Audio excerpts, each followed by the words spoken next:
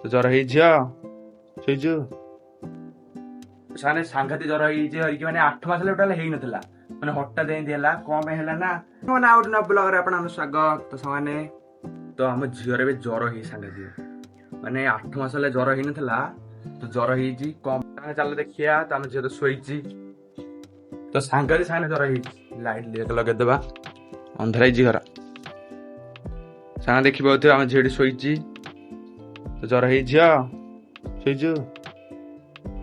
ସେମାନେ ସାଂଘାତିକ ଜର ହେଇଛି ହରିକି ମାନେ 8 ମାସ ହେଲା ଟୋଟାଲ ହେଇନଥିଲା, ମାନେ ହଠାତ୍ ଏମିତି ହେଲା। କଣ ପାଇଁ ହେଲା ନା ଆମେ ଯାଇଥିଲୁ କୁଆଡେ, କାଲି ଯାଇଥିଲୁ ଗୋଟେ ଭିଡିଓ ଥବେ ପଡିଛି, ପରଦିନ ପକେଇଥିଲି।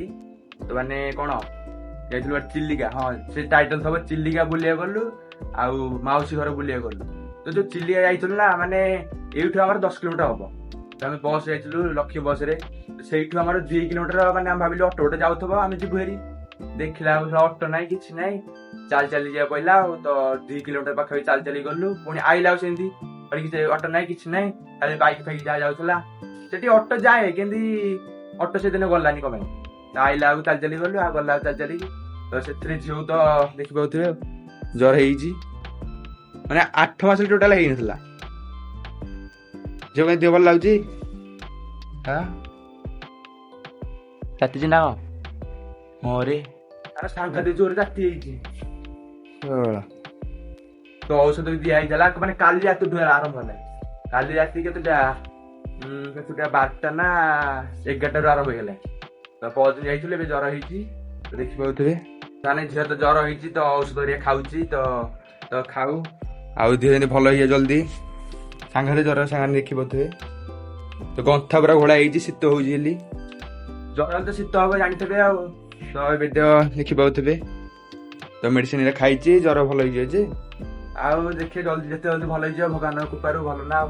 ଆଉ ଜର ମାନେ ଜର ଥଣ୍ଡା ଖାସ ଏରା ଗୋଟେ ଇଏ ହେଇନଥାନ୍ତା। 8 ମାସ ଟୋଟାଲ ବନ୍ଦ, ମାନେ ଟୋଟାଲ ଲଗାତାର ମୁଁ ଦେଖିନି ଯାକେ 8 ମାସ ଗୋଟେ ବି ଜର ହବାର।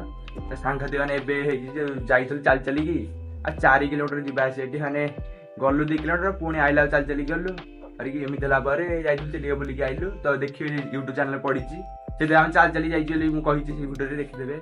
ତ ଯିବେ ସେ ଚ୍ୟାନେଲରେ, ଲେଖା ହେଇଥିବ ମାଉସୀ ଘର ବୁଲିବାକୁ ଗଲୁ, ଆଉ କଣ ସରି ମାନେ ଚିଲିକା ବୁଲିବାକୁ ଗଲୁ, ମାଉସୀ ଘର ବି ଗଲୁ।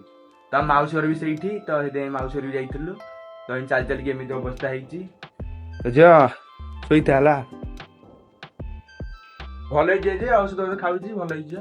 କାରଣ ଝିଅ ତ ଔଷଧ ହେରିକା ଖାଉଛି, ତ ଯେତେ ଜଲ୍ଦି ଭଲ ହବ ସେତେ ଭଲ। ମାନେ 8 ମାସ ହେଲା ମାନେ ହେଇନଥିଲା, ମାନେ ଲଗାତାର ଏମିତି ଚାଲି ଚାଲି ଗଲୁ।